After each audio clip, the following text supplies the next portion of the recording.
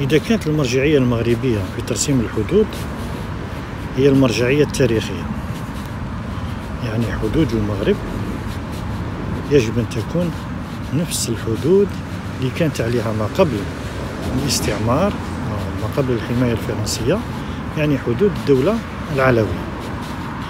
إذا كان هذه هي المرجعية فأنا أتساءل، هل حدود الدولة العلوية هي نفس حدود الدولة السعدية؟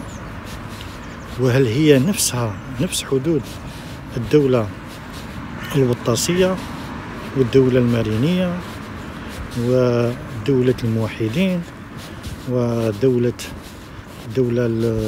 المرابطين والدولة الفاطمية والدولة الإدريسية والدولة العباسية والدولة الأموية؟ الجواب لا. كل مرحلة كانت حدود معينة، وهذه الحدود تتغير حسب قوة الدولة. فأول دولة إسلامية قوية في التاريخ بعد الخلافة الراشدة هي الدولة الأموية، ثم جاءت بعدها الدولة العباسية، ثم تأسست لأول مرة والدولة الأموية كانت عاصمتها دمشق في سوريا، والدولة العباسية كانت عاصمتها الكوفة، ومن بعد ذلك بغداد في العراق. وبعد سقوط الدولة في الفترة اللي حكم فيها العباسيين تأسست أول دولة مستقلة في المغرب الأقصى، والعاصمة تاعها كانت في المغرب، وهي الدولة الإدريسية. هل الدولة الإدريسية كانت عندها نفس الحدود مع الدولة العباسية والدولة الأموية؟ لا. وبعد سقوط الدولة الإدريسية توحدت من جديد الدولة الإسلامية، والدولة التي وحدت المسلمين هي الدولة الفاطمية، والعاصمة تاعها كانت في تونس، ثم في مرحلة من المراحل انتقلت إلى القاهرة. ثم بعد سقوط الدولة الفاطمية تأسست ثاني دولة مستقلة في المغرب، وهي دولة المرابطين. يا هل ترى دولة المرابطين كانت لها نفس الحدود مع الدولة الإدريسية اللي تأسست في المغرب؟ ما كانش لها نفس الحدود.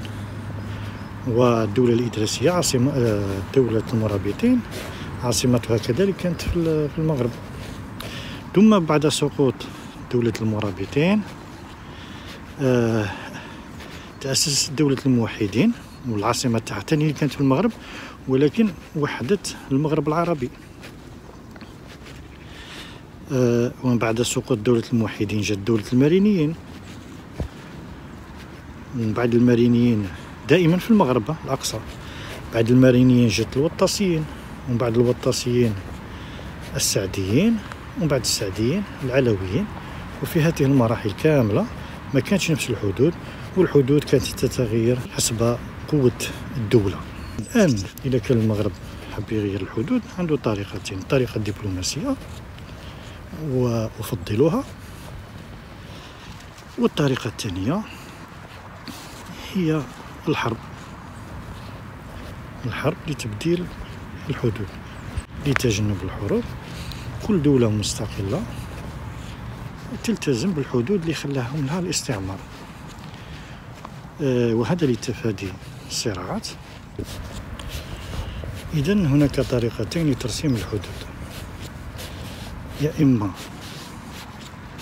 ترسيم الحدود باحترام الحدود التي ورثتها كل دولة كما هو الحال دوليا.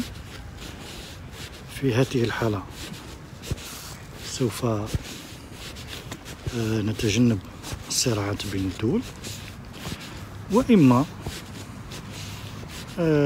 تكون المرجعية هي مرجعية تاريخية، وفي هذه الحال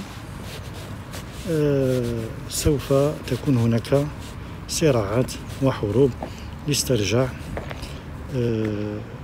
الحدود اللي كانت قبل الاستعمار. وهذا ما حدث مثلا في العراق أراد استرجاع الكويت. إذن يا إما نحافظوا على الحدود اللي ورثنا عن الاستعمار، يا إما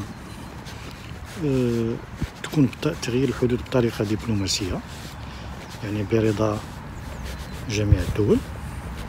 والحالة الأخيرة اللي نريد أن نتجنبها هي تغيير الحدود بالقوة أو عن طريق الحروب.